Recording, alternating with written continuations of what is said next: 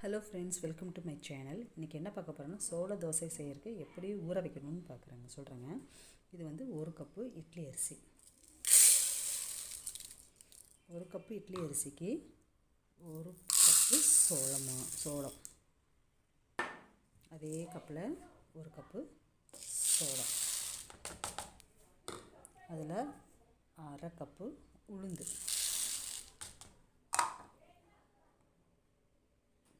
1 spoon வெந்தயம். இதை எல்லாமே சேர்த்து 3 டைமில் கழுவி ஒரு 4 மணி நேரம் ஊற வைக்கணுங்க. உங்களுக்கு அப்புறம் காமிக்கிறேங்க.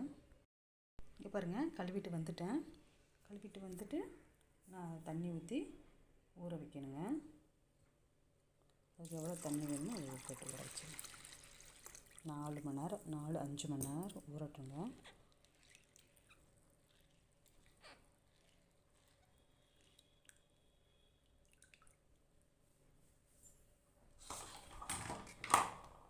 அப்படி ஊறிட்டு இருக்கட்டுங்க.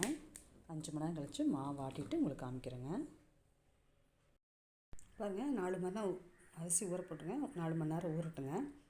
ஊறினதுக்கப்புறம் அரைக்கிறதப்போ உங்களுக்கு காமிக்கிறேங்க.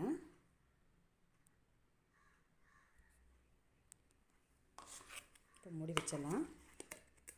மூடி வச்சு ஒரு 4 மணி நேரம் அரிசி ஊறட்டுங்க.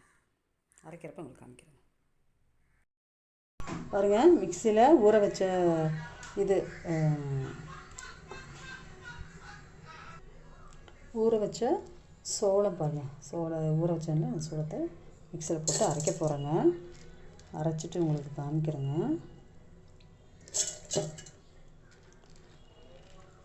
கொஞ்சம் கொஞ்சமாக போட்டு அரைச்சிடலாம்.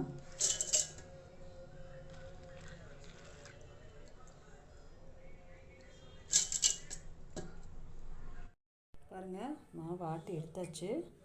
நல்லா கெட்டியாக இருக்குது பாருங்கள். மிக்சியில் தான் அரைச்சி எடுத்தேன். உப்பு போடலை. மிக்சியில் அரைக்கிறப்ப கொஞ்சம் சூடாக தான் இருந்துச்சு. உப்பு போட்டால் ரொம்ப புளிச்சிருன்னுட்டு ஒரு 6-7 மணி நேரம் ஆனதுக்கப்புறம் பணியாரமாக தோசையை சுடுறப்போ உப்பு போட்டுட்டு பண்ணிக்கலாங்க. தோசையை சுடுறப்போ இல்லை பணியாரம் சுடுறப்போ உங்களுக்கு காமிக்கிறேங்க. பாருங்கள், மாவு நல்லா பொங்கி வந்திருக்கு.